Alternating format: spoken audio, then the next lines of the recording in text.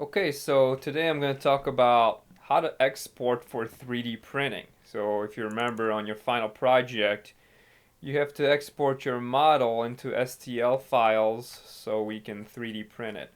So this is going to be a relatively short lecture, uh, but regardless, it's a very important lesson because I had to export a lot of times in the industry. Trinkets, fixtures, prototypes, I've had to 3D print hundreds of different models. So I want to show you the procedure. Alright, we have some sort of vice grip here. And we're going to do two things on this vice grip. First thing I'm going to show you is how to engrave numbers or labels on a surface.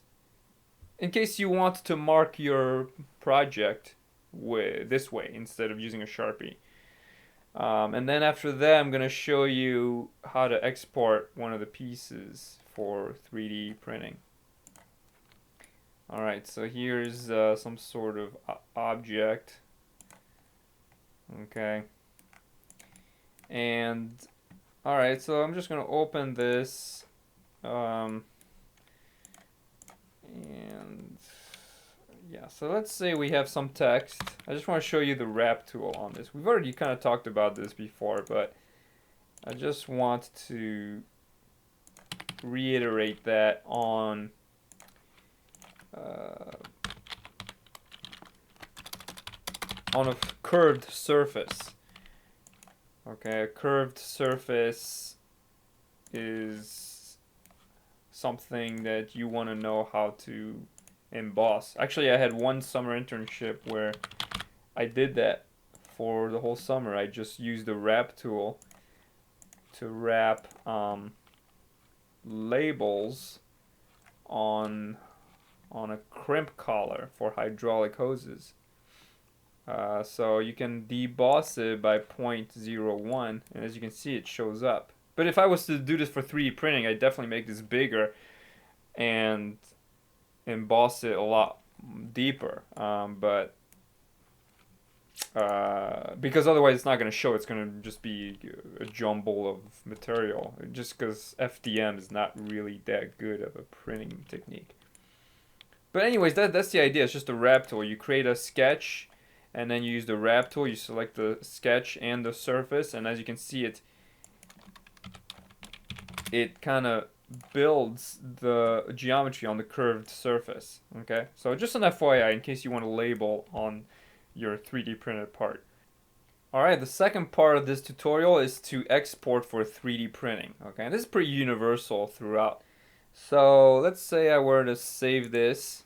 Alright, instead of just saving it, let's go to the desktop. Alright, 3D. So let's say Alright, let's say you finished your design and you're ready to export this for us to print it. Okay, you gotta change this to an STL. Okay, this is what's used for 3D printing. And I have a separate lecture on what all these different types are. You can look in the slides demo for that, the slide deck for that. But for this project, you just gotta export it as an STL. And for a long time, I didn't even realize about this options button. That's very important to understand this. By default, I used to print like this, and for a long time I thought there's something wrong with the 3D printer. I said, why am I always getting these hexagons on my models, on my 3D printed models? And I realized I could have just changed the values here. But the problem is, if you go too high, you will increase the file size, and if you do that, if you increase the file size to a value that's too large, it won't be able to print. That's happened to me a couple of times. I had a model that was like 300 megabytes, and they would try to run it, and for like 3 weekends it would keep failing, and they're like, I just cannot print this model. So you have to find a happy medium. Don't make it too large.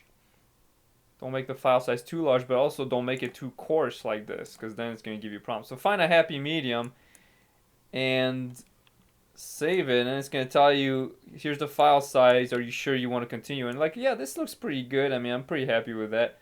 That's a very small file size. So I'm gonna click yes, and then there's my model. Alright, there's the STL. You see this? And I can open this. If you open this, it's gonna look like, and I inspect it. I look to see, alright, the structure looks okay. I'm pretty happy about it. Okay, the resolution's pretty good. This is what I'm looking at. I'm looking at the resolution of this. I wanted to have some decent circular resolution. And when you're happy, alright, let's say you got a couple different parts. You're happy with all your parts. You're going to right click and you're going to do send to compressed zip. And guess what? This is what you upload onto the Oswald for FP01STL. So obviously these are not what you want to print. I mean, you're going to have maybe the screw, you're going to have the housing, maybe you have the chuck, okay? It depends how you're designing it. But whatever you want us to print, you're going to have to zip it like that. And then that's what you're going to get in a few weeks. Okay? So, again, try to optimize. This is a good resolution. This is too coarse. But not more than this, because then you might have problems. Okay? So feel free to read some of the further learning items here as far as like exporting to other file types for like CNC machining, AutoCAD, and JPEGs and rasterized images for Photoshop and Illustrator and things like that. I have a whole separate lecture on that, but just wanted to give you a rundown overview of how to export for 3D printing, because that's going to help you for your final project.